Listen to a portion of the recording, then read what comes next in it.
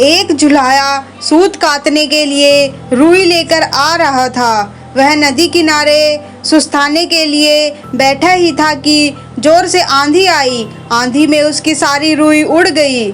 झुलाया घबराया, अगर बिना रुई के घर पहुंचा तो मेरी पत्नी तो बहुत नाराज होगी।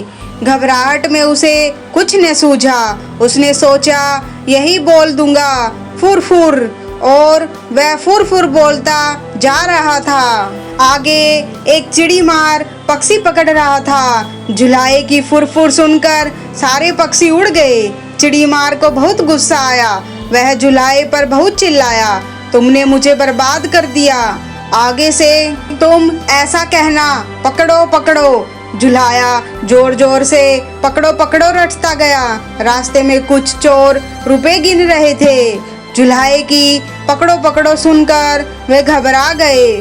फिर उन्होंने देखा कि अकेला झुलाया ही चला आ रहा था। चोरों ने उसे पकड़ा और घूरते हुए कहा, यह क्या बक रहे हो? हमें मरवाने का इरादा है क्या? तुम्हें कहना चाहिए इसको रखो, ढेरों लाओ, समझे? झुलाया यही कहता हुआ इसको रखो, ढेरों लाओ। जब वह शमशान के पास से गुजर रहा था तो वहाँ गांव वाले शवों को जला रहे थे। उस गांव में हैजा फैला हुआ था। लोगों ने झुलाए को कहते सुना, इसको रखो, ढेरों लाओ। तब उन्हें बड़ा गुस्सा आया। वे चिल्लाए, तुम्हें शर्म नहीं आती है? हमारे गांव में इतना भारी दुख फैला है और तुम ऐसा बकते हो? तुम्हें कहना चाहिए यह तो बड़े दुख की बात है। झुलाया शर्म से पानी पानी हो गया।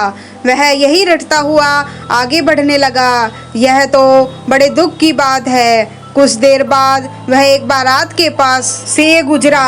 बारातियों ने उसे यह कहते सुना, यह तो बड़े दुख की बात है, यह तो बड़े दुख की बात है। इतना सुनकर वे झुलाए को पीटने के लिए तैयार हो गए। बड़ी मुश्किल से उसने सफाई दी। तब उन्होंने कहा, सीधे से आगे बढ़ो और हाँ, अब तुम यही रटते जाना, भाग्य में हो तो ऐसा सुख मिले। अब झुलाया यही रटता हुआ अपनी राह चल पड़ा। चलते चलते अंधेरा हो गया। घर से निकलते समय उसकी पत्नी ने उससे यही कहा था कि जहाँ रात हो जाए वहीं सो जाना। झुलाया थक भी गया था, वह वहीं सो गया। अगले दिन जब सुबह उसके मुंह पर पानी पड़ा तब झुलाया हड़बड़ाकर उठा। आंखें खोली तो देखता ही रह गया, यह तो उसी का घर था और अभी अभी उसकी पत्नी ने उस पर पानी फेंका था। झुलाए के मुंह से निकला, भाग्य में हो तो ऐसा सुख मिले। दोस्तों, अगर आपको हमारी ये कहानी अच्छी लगे तो प्लीज़ इसे लाइक शेयर और सब्सक्राइब जरूर करें। धन्यवाद।